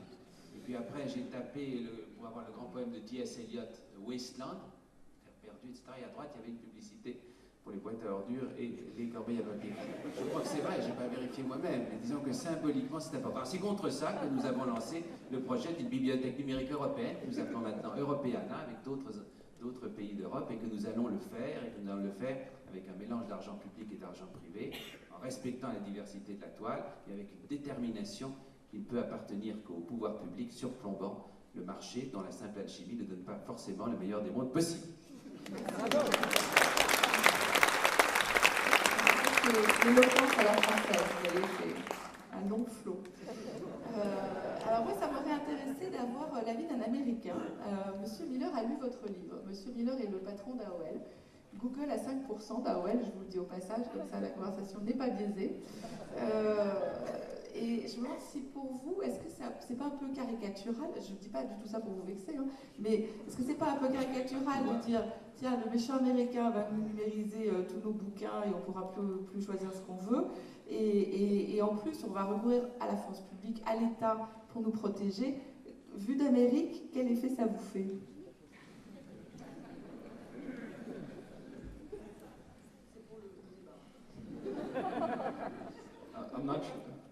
I'm not sure I'm an elected official representing the official U.S. position on this, but I can express some views.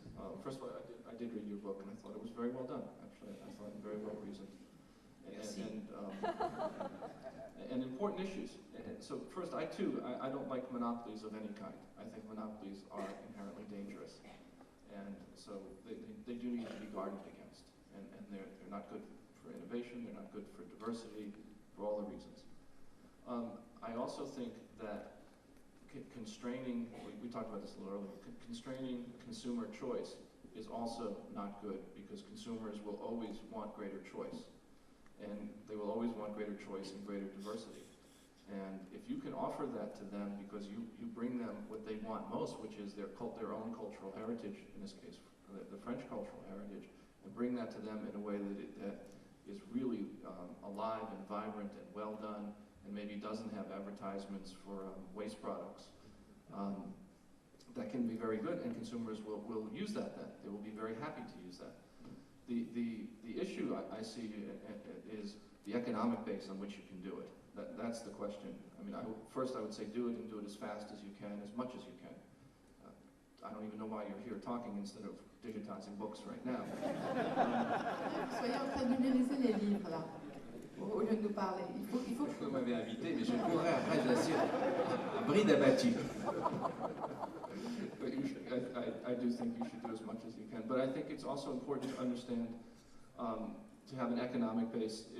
I am also suspicious myself of relying too much on the government to make everything happen for consumers or for people or even for culture. So I do think you have to think very carefully about what economic base would make sense so that you can sustain and keep going and do it and do this for a very long time and very thorough job. Et que ça ne dépend pas uniquement. Oui, bien sûr, oui. Mais c'est d'autant plus intéressant ce que vous dites que les gouvernements changent et certains peuvent ne plus soutenir l'initiative.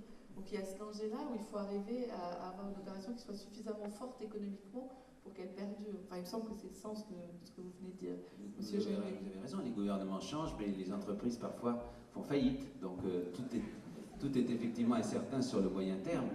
Il n'empêche que les États, quand on a introduit un certain nombre de cliquets, quand on a marqué un certain nombre de lignes avec fermeté, ont des chances de continuer, quelle que soit l'issue, à avancer. Mais vous posez, monsieur, un problème absolument essentiel, c'est-à-dire la question de l'équilibre économique de cette affaire. Je voudrais d'abord poser deux idées simples.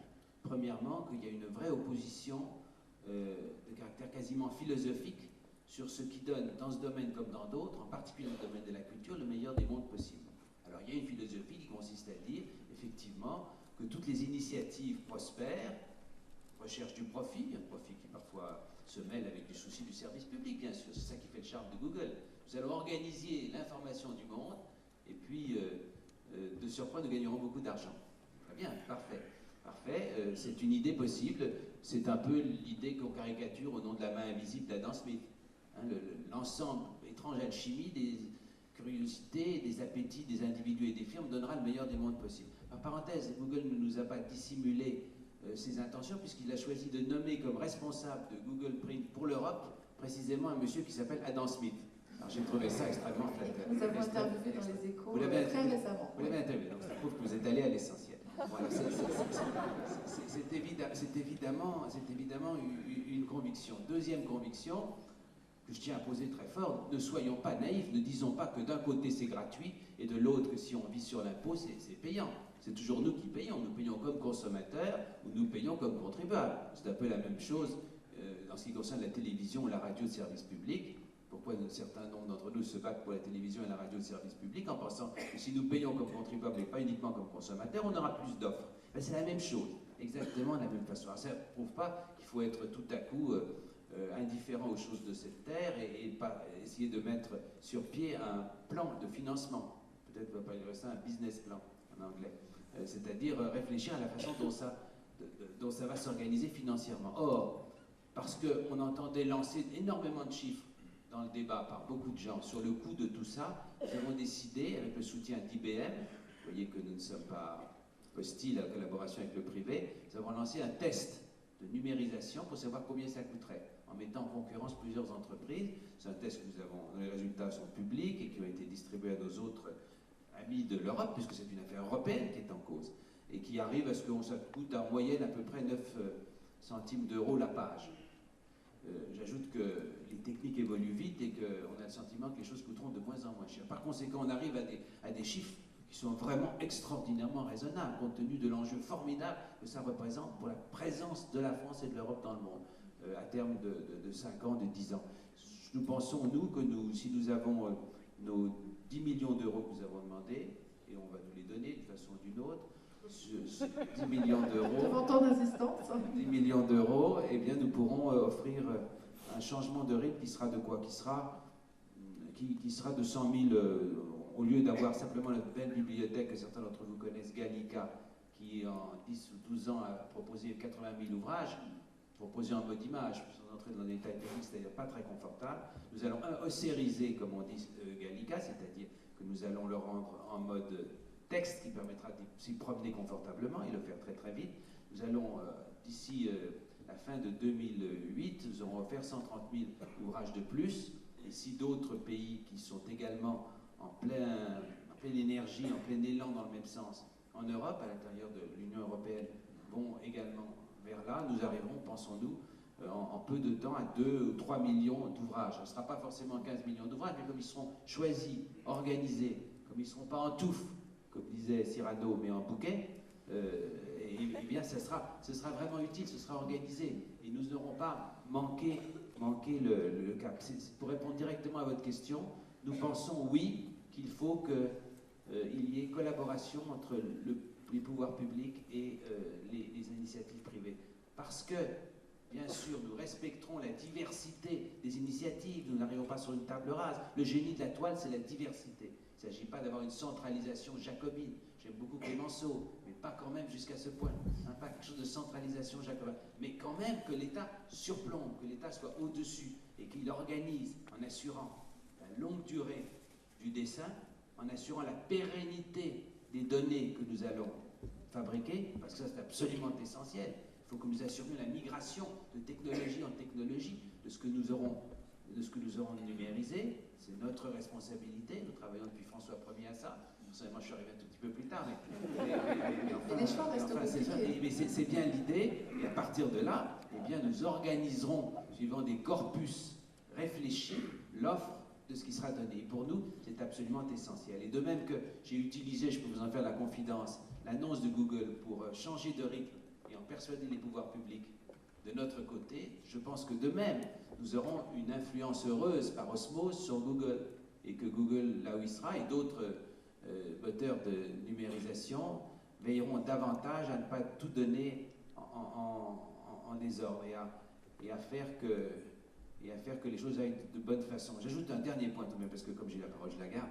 Comme je suis arrivé en retard, on va passer aux tous questions des dans la audaces. salle. Oui, naturellement, mais juste un point quand même, qui me paraît important, c'est que c'est l'aspect juridique, parce que quand même, je veux dire sans polémiquer, Google a fait preuve d'une forfanterie absolument stupéfiante, d'un comportement, tout simplement en décidant de faire de la contrefaçon et en mettant sur la toile des livres qui n'appartiennent pas à Google et dont les droits d'auteur, les droits des éditeurs devraient les protéger en disant « Ah, on va faire du opt-out et pas du opt-in ». Ça veut dire tout simplement, on va le mettre, et puis si vous êtes assez sot pour ne pas être content quand vous ait piqué vos livres, alors vous protesterez, on les enlèvera. Comme m'a dit un éditeur canadien, Google vient voir en disant « Je veux votre bien ».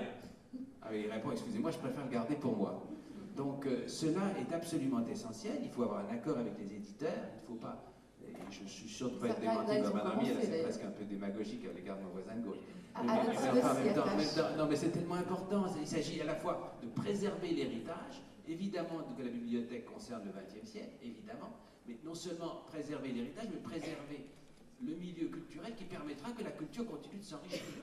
Et pour le faire, évidemment, il faut protéger les droits d'auteur et les droits d'éditeurs qui, dans ce domaine, sont d'ailleurs, à mon avis, beaucoup plus aisés à protéger, désolé de le dire à Bernard, que dans le domaine des musiques. Voilà.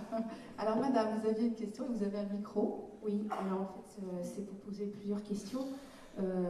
Parce que par rapport justement aux droits d'auteur, par rapport justement à la problématique d'Internet et d'aider la création, c'est-à-dire que moi, je me souviens des années plus tôt, la Mélos Forman était ici.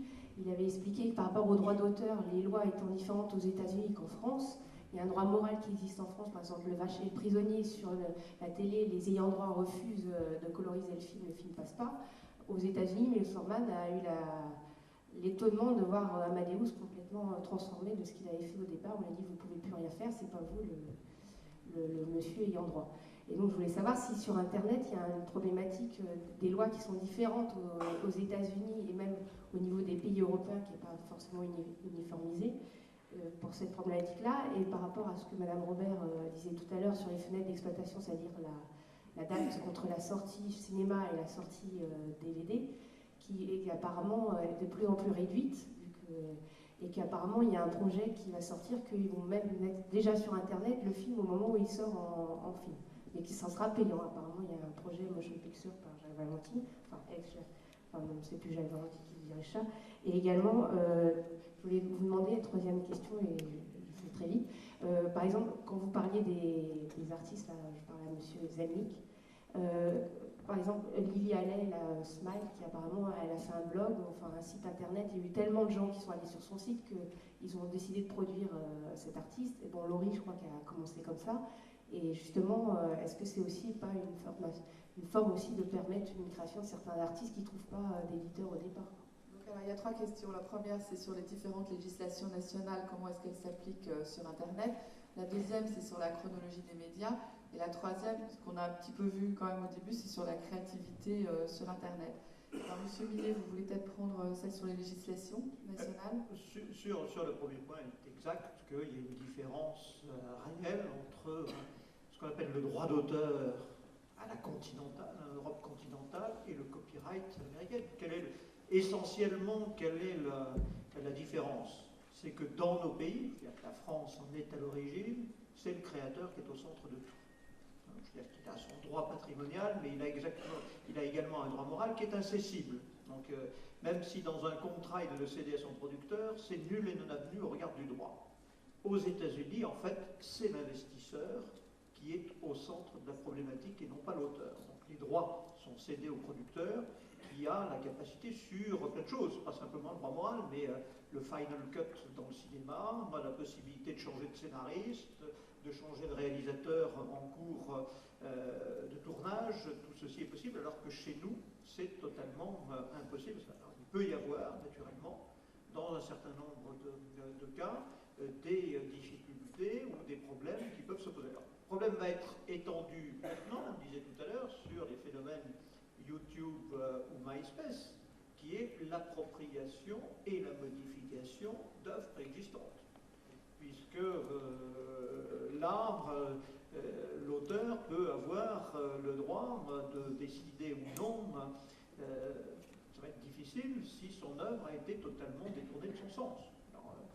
C'est vrai que ça apparaît aujourd'hui comme contraire à la liberté de création, ce mouvement de créativité, moi sur lequel je suis assez sceptique. Je veux dire qu'à la fois c'est une bonne vitrine, laisser entendre que l'outil d'un seul coup va faire exploser des centaines de talents, je veux dire que c'est comme me dire qu'à un moment où on a créé la machine à écrire, Victor Hugo allait être dépassé par des centaines de milliers de personnes, que parce qu'on a acheté un pinceau dans un magasin de peinture, d'un seul coup on est Picasso ou autre. L'ordinateur c'est la même chose. Je veux dire que vous ne vous introduisez pas comme un talent ou un créateur simplement parce que vous avez l'instrument. Il y a besoin de beaucoup plus de choses. Et dans tous les métiers créatifs, on le voit bien, même chez nous, sur le nombre de sociétaires qu'on a, combien vivent parmi tous ceux qui s'estiment peintres, romanciers, essayistes, compositeurs ou paroliers, c'est entre 1 et 2,5% de la totalité de ceux-là qui arrivent à vivre de leur métier. Et sur Internet, les choses ne vont pas changer pour autant, donc je crois qu'il faut en sortir. Mais le droit d'un auteur de pouvoir, je veux dire, contrôler l'utilisation ou le détournement ou la dénaturation de son œuvre est quelque chose qui, pour nous, est important. Ce ne sera pas facile à régler sur Internet et à contrôler. Sur les délais de diffusion, je veux dire que Jonathan Miller y a répondu tout à l'heure, ça va être un vrai défi que de savoir s'il va pouvoir y avoir dans d'autres pays la possibilité de contrôler tous les sites qui vont offrir de la musique. C'est un problème. Nous le vivons aujourd'hui, nous, avec un site russe qui s'appelle Allo FP3, qui n'a pas d'autorisation, mais qui profite du flou juridique russe pour continuer à diffuser, alors qu'ils n'ont aucun droit qui leur ont été cédés. Donc il y a une société de gestion collective là-bas qui utilise le droit russe alors qu'elle n'a pas nos droits, et avec des difficultés qui fait l'objet de discussion sur AMC. Donc on a là, naturellement, toute une série de problèmes, mais je ne pense pas que les auteurs français ou européens veuillent renoncer à ce qui est essentiel, c'est-à-dire qu'ils sont à l'origine de leur œuvre et qu'ils aient la possibilité d'en contrôler l'évolution, le contenu et l'utilisation. Sur le reste, peut-être Patrick. De quel blog s'agissait-il? Le blog que vous mentionniez tout à l'heure. Qui? Woody Allen, je connais. Elle a fait Smile, une chanson qui s'appelle Smile. Là encore, et vous dites que ceux qui ont donc levez la main s'il y a des questions, je vois pour le micro. ceux qui regardent son blog, qui sont contactés à son blog, vont essayer de produire l'artiste, c'est ça? Mais là encore, c'est un exemple formidable, mais je veux dire, ça ne va pas résoudre le problème de la création au niveau mondial. pense que l'une des réponses, moi j'ai beaucoup apprécié, j'adhère complètement au discours de Jean-Noël Jeannet, j'ai pas lu son livre, ce qui me permet de mesurer l'abîme de mon inculture. Je l'ai là, je vais vous le donner, ça, vous allez pouvoir réparer. Oui, et de ne pas être influencé. Mais ce qu'il a dit à propos de la publicité est un bon exemple, parce qu'avant que vous n'arriviez, on a effectivement essayé de dire qu'il faut trouver un nouveau modèle économique qui permette de rémunérer. D'ailleurs, ce serait bien que vous vous intéressiez aussi à la musique. Si vous voulez numériser mon catalogue, avec plaisir. Donc, deux rendez-vous pour Patrick Zelnick, un avec Jonathan Miller, un autre avec Jean-Noël Jeannet. Donc, si vous voulez, dans ce modèle économique, l'un des modèles à la mode, c'est la publicité, c'est donc accéder à la musique rapidement et trouver des ressources publicitaires. YouTube vient d'être d'ailleurs racheté par Google, l'échange de vidéos sur Internet, le site d'échange de vidéos, et MySpace, qui est l'équivalent dans la musique, a été racheté par News Corp, la société de Rupert Murdoch, qui n'est pas, à ma connaissance, une PME. Là aussi, c'est un bon exemple de dire la formidable MySpace, YouTube, c'est la grande liberté sur Internet. Tout ça ne dure pas très longtemps. Alors sur la publicité, c'est très important ce que vous avez dit. Parce que à partir du moment où la publicité est introduite dans un modèle économique, il faut faire attention. Ça peut être la perte de l'indépendance éditoriale, ça peut être aussi quelque chose qui contribue fortement au formatage. Il ne faut pas oublier que le formatage à la télévision est né de la publicité, des partenariats, de ce qu'on appelle le bartering, etc. Donc là, on introduit dans les modèles économiques des éléments qui n'ont rien à voir avec la diversité et qui vont complètement dans le sens du formatage. Alors j'ai une deuxième question, monsieur. Vous avez le micro? Oui, bonjour, je me présente, je m'appelle Guillaume Cabane, je travaille pour Apple, ce qui va un peu éclairer ma question, je pense. Monsieur Millet, vous avez évoqué le problème économique, d'un modèle économique de la diffusion, de la vente de musique en ligne. Et je me permets de vous demander, excusez-moi si c'est un peu brutal, est-ce que ce ne serait pas la forme du marché qu'on a actuellement qui ne serait pas dépassée, la forme de distribution de la musique? Et je vais faire une analogie avec ce qu'a dit M. Jeannot, avec Gutenberg, je vais très bien, c'est... et pardon, M. Jeannet, si... Monsieur Jeannet est à ma droite, ça c'est M. Millet. Si, lorsque Gutenberg avait inventé sa machine, les moines copistes, finalement, s'étaient révoltés, et qu'aujourd'hui on paierait une redevance pour chaque feuille de papier imprimée, devrait-on redeverser cet argent aux moines copistes pour les fantastiques enluminures qu'on n'a plus aujourd'hui? Est-ce qu'on ne devrait pas finalement permettre aux artistes de vendre directement sur Internet sans passer par tous les intermédiaires, ce qui permettrait donc de réunir plus d'artistes et de baisser aussi le prix de la musique? Je ne sais pas si vous comprenez un petit peu le sens de l'analogie. Très clairement, je veux dire que ça c'est une vision idyllique des choses, parce qu'aujourd'hui cette liberté existe. Personne n'impose à un artiste de passer par un producteur, personne impose à un auteur-compositeur d'être membre d'une société d'auteurs pour exploiter ses œuvres. Si ça ne se fait pas, c'est qu'il y a malgré tout une économie secteur, il faut investir, il faut prendre des risques, prendre marketing. Donc, lorsque on n'est pas YouTube, mais YouTube, Bono, une entreprise, là on a la possibilité à terme et après avoir une existence de prendre ces risques. Aujourd'hui, très clairement, ça ne fonctionne pas comme ça. En plus, pour les services de musique en ligne. Je veux dire que demander à iTunes, si demain ils veulent négocier avec chaque artiste pour chaque œuvre, la rémunération à travers le monde, de vente de 3 morceaux ici, de 18 ici et de 3000 ailleurs, avec les déclarations fiscales à faire dans chacun des pays, pour chaque œuvre à l'occasion 2, 3 ou 4 ayant droit à rémunérer, c'est ingérable. Le problème, nous le faisons par un système automatique.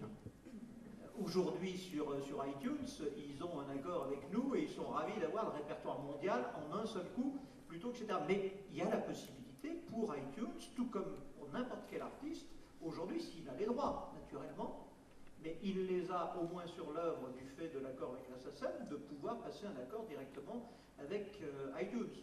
Mais iTunes, devoir demain rémunérer des centaines de milliers d'artistes, d'auteurs-compositeurs, plutôt que de rémunérer une société d'auteurs et quelques entreprises de production, je ne suis pas sûr que le modèle économique tienne. Donc sur la redevance cédée par rapport à la redevance du papier, finalement, vous ne pensez pas qu'il y a un problème? Attendez, sur la redevance papier, aujourd'hui, il y en a. La photocopie, il y a aussi une redevance pour copiage sur les journaux, sur par exemple. les machines Xerox, sur les journaux, pour l'ensemble de ce qui est copié dans les entreprises, dans les universités, dans les conservatoires de musique. Est-ce qu'il y aurait une autre question? Alors, au milieu, alors j'en vois deux, madame, vous aviez une question? Monsieur aussi. On va vous passer. Alors, levez bien les bras, que la jeune fille puisse vous voir. Oui, monsieur Zelnik parlait de l'indépendance des grands portails, et en particulier de Google. Et je renvoie à un article, enfin un dossier très intéressant qui est sorti hier dans Courrier International, donc que beaucoup n'ont peut-être pas lu. Il faut savoir que Google a gardé trace de toutes les communications de tout le monde depuis le début de l'Internet. Pourquoi? Pour faire un profil absolument exemplaire et très pointu de tout ce que chacun peut représenter. Donc l'indépendance de Google est quelque chose dont on ne peut plus parler maintenant parce qu'effectivement c'est au service absolu de la publicité qu'ils font passer. Alors il y a d'autres portails bien sûr qui sont certainement dans le même cas. On peut parler de Yahoo et d'autres, AOL je ne sais pas, mais une chose qui est très inquiétante par exemple, c'est de penser que dans certains pays, en Chine par exemple, mais pas seulement, à partir du moment où il y a une recherche qui est faite par rapport à un certain nombre de mots sensibles, obligatoirement, il y a une sorte disons, d'arrêt, de mise en quarantaine, qui n'est peut-être pas une quarantaine, mais enfin, de mise de côté de l'accès à l'ordinateur. Bon, ce genre de choses peut se produire n'importe où, sous n'importe quelle pression de politique. C'est quelque chose qu'il faut savoir. Personne n'est à l'abri de ce genre de choses. Moi, quand je télécharge, pas obligatoirement de la musique, parce que c'est peut-être pas ce que je fais le plus, il y a une chose qui m'a toujours étonnée. C'est que lorsque vous voulez télécharger quelque chose, vous avez une petite fenêtre qui s'affiche et qui vous dit « Acceptez-vous les conditions ?» Bon, si vous n'acceptez pas les conditions, vous ne pouvez pas aller plus loin. Vous avez une toute petite fenêtre qui ne vous permet jamais de voir la totalité, parce que je défie la totalité de ceux qui téléchargent d'avoir eu l'audace un jour de prendre les 20 ou 25 pages des conditions générales de chaque, disons, proposeur de téléchargement pour voir exactement. Moi, je l'ai fait un jour, mais je ne le fais pas à chaque fois, bien entendu. Et j'ai vu que dans ces clauses, il y a des clauses qui disent que, par exemple, le propriétaire du site ou de la chose à télécharger est libre de modifier à tout moment, comme bon lui semble, toutes les conditions, etc. Donc, en définitive, vous ne savez jamais à quoi vous vous engagez, vous acceptez les conditions à un moment donné, vous ne savez pas du tout ce qu'elles peuvent devenir par la suite, et une autre chose que je trouve absolument scélérate, c'est que vous avez une toute petite fenêtre, et vous ne pouvez jamais imprimer, même si vous le vouliez, les conditions générales, ce qui vous permettrait évidemment, à tête reposée, de regarder et éventuellement de revenir sur le site pour savoir si vraiment vous avez ou non envie d'accepter. Et ça, je trouve que c'est quelque chose qu'il faudrait réformer. Madame, je comprends très bien votre vigilance, vous avez raison. Google cherche en effet à personnaliser au maximum ses services, d'où le fait de conserver en effet les requêtes qu'on a pu faire. Et on va avoir davantage de choses à aller dans ce sens, puisque quand on parle avec leurs chercheurs, ils vont essayer de coller au mieux aux besoins de chacun. Donc la vie privée est absolument pas garantie, sauf qu'en France, on a des lois qui nous protègent beaucoup plus qu'aux États-Unis pour ça. Alors, il y avait une question derrière, monsieur. Alors, monsieur Jeannet veut réagir. Je suis très frappé, en effet, comme vous, madame, par la dialectique des relations entre le secret et la transparence chez les organisateurs du moteur de recherche Google, effectivement. L'affirmation que la transparence absolue est un bien en soi. Il faut rendre le monde le plus possible transparent à lui-même. On s'approche assez facilement du pas d'optique de Bentham. Don't be evil, c'est leur motto. Don't be evil. Oui, c'est ça. Ne faites pas le mal. Oui, ne faites pas le mal et faites la transparence. Et puis en revanche, pour ce qui concerne leur contrat, leur fonctionnement, leur algorithme, alors ça, secret absolu. Vous avez le témoignage de tous les journalistes qui sont allés, de moins en moins, parce qu'ils sont déçus faire un reportage à Mountain View chez Google, alors on leur montre la piscine, le réfectoire, la façon dont tous ces jeunes gens jouent ensemble, etc. etc. Et dès qu'ils demandent quel accord on a passé avec la bibliothèque du Congrès ou la bibliothèque de New York, etc., alors, secret absolu, surtout n'en parlons pas. C'est aussi secret le fonctionnement de l'algorithme que le système de fabrication de Google, Coca-Cola. Coca-Cola que je Forte culture connais du mal. secret chez Google. Attendez. Alors, qui a le micro, s'il vous plaît? Monsieur, vous avez une question, allez-y, posez-la, s'il vous plaît. Oui, bonjour. Je m'appelle Grégory Collin, je suis étudiant à Audencia Nantes. Et en fait, j'avais une double question à vous poser, certainement très naïve étant donné mon jeune âge. En fait, la première concerne la licence globale dont on parlait tout à l'heure. Et vous la jugiez incompatible avec la justice et l'équité dans la rémunération des artistes. Alors je voulais savoir en quoi c'était incompatible, étant donné que les sites de téléchargement savent exactement le nombre de téléchargements de chaque chanson, si on prend le thème de la musique. Donc est-ce qu'il n'y aurait pas la possibilité de passer un accord entre la SACEM et les différents sites de téléchargement? Ma deuxième question concerne le métier même de l'artiste, qui a évolué de manière très conséquente avec les nouvelles technologies. Je pense que, on l'a vu avec le CD par exemple, les artistes ont pu faire des profits qui ont quand même un petit peu augmenté. Est-ce que le fait que le téléchargement réduise ses profits est si dramatique que ça, étant donné qu'en parallèle, les artistes ont toujours une ressource qui est peut-être plus naturelle? Je parle ici des concerts. Est-ce que par exemple un artiste qui est capable de remplir le Stade de France plusieurs jours de suite doit vraiment s'inquiéter des téléchargements? C'est pas cela qui s'inquiète. Alors là, peut-être Patrick Zanig voulait commencer par répondre sur les artistes qui remplissent le Stade de France. Non? Il est devant vous, votre micro. Voilà. Et après, Monsieur Villiers, pour l'instant, chez Laïf, j'ai pas encore une grande expérience des artistes qui remplissent le Stade de France. Je pense que ça viendra très prochainement, je suis optimiste.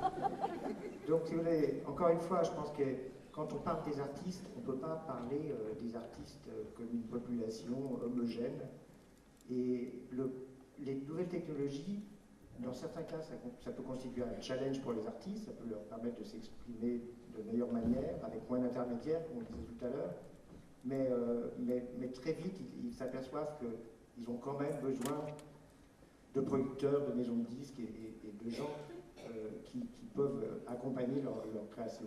Je pense que le vrai sujet, encore une fois, c'est comment accompagner. Alors, les artistes ne sont pas plus riches qu'avant, et moi, je ne reçois pas moins de démos par semaine, mais on reçoit à peu près 200 démos par semaine, et comme je le disais tout à l'heure, un journaliste, récemment encore, j'ai été suivi par, il était assez tard le soir, j'ai été suivi par un individu tout à fait respectable, qui a accéléré le pas, j'ai accéléré le pas également, j'ai commencé à courir, donc je pensais qu'il en avait à mon portefeuille, et quand il m'a rattrapé, il m'a glissé un CD dans la poche. Donc moi, j'ai pas constaté que les artistes étaient devenus opulents du fait de l'arrivée d'Internet. Là aussi, ça viendra peut-être, et je le souhaite. Donc pour répondre plus précisément à la question, sur la licence globale, Bernard Millet s'est exprimé longuement. On n'est pas contre la licence globale, on est contre le fait qu'on jugeait que la rémunération fixée était très insuffisante pour rémunérer les artistes et les auteurs. Et en tant qu'entrepreneur privé, je préfère passer des accords de licence avec AOL, par exemple, plutôt qu'un système imposé par une institution, même si c'est l'État. Donc, là encore, je pense qu'il ne faut pas faire un faux procès à ceux qui s'opposent à la licence globale. Merci. Alors, nous avons une dernière question. Nous avons la chance d'avoir parmi nous une ancienne ministre de la Culture, Madame Tasca, et vous souhaitez prendre la parole, et c'est vous qui allez clore avec votre dernière question. Moi, j'en suis confuse. Ça n'est pas en fait une question, je voulais revenir sur la chronologie des médias que vous avez évoquée très très rapidement, et on est souvent tenté de la jeter aux orties, parce que c'est vécu comme une contrainte, cette chronologie des médias. Je voudrais souligner qu'en matière de création artistique, la diffusion est au moins aussi essentielle pour la diversité que les conditions de la production. La chronologie des médias, elle n'est pas naturelle, elle n'est pas spontanée, elle relève d'une réglementation, on peut dire d'une régulation, et je pense qu'il faut bien réfléchir avant de renoncer à cela, parce que la chronologie, elle vise simplement, on n'est pas sur une table rase, on ne démarre pas à zéro, c'est pas l'an zéro de l'économie de la culture. La chronologie, elle vise à préserver les différents acteurs qui se sont installés dans le paysage au fil de l'histoire et qui offrent au public des formes diverses d'accès à la culture. Et c'est essentiel, notamment pour toute l'industrie de l'image, pour le cinéma en particulier. Si demain, dès qu'un film est produit, vous pouvez en effet le retrouver en ligne et le faire circuler, vous condamnez bien évidemment le producteur qui a investi là-dedans, mais vous condamnez aussi toutes sortes de circuits de diffusion. Je pense aux salles de cinéma, y compris les salles d'art et d'essai qui aujourd'hui sont le seul poumon pour un certain cinéma indépendant. Et donc vous raccourcissez certes le circuit pour l'utilisateur, mais vous asséchez toute une partie de l'économie et donc une grande partie de la diversité. N'oublions pas que la diffusion, c'est aussi une des garanties de la diversité. Merci beaucoup, madame. Écoutez, ce sera le mot de la fin. Merci à tous de votre patience. Merci à tous de votre présence.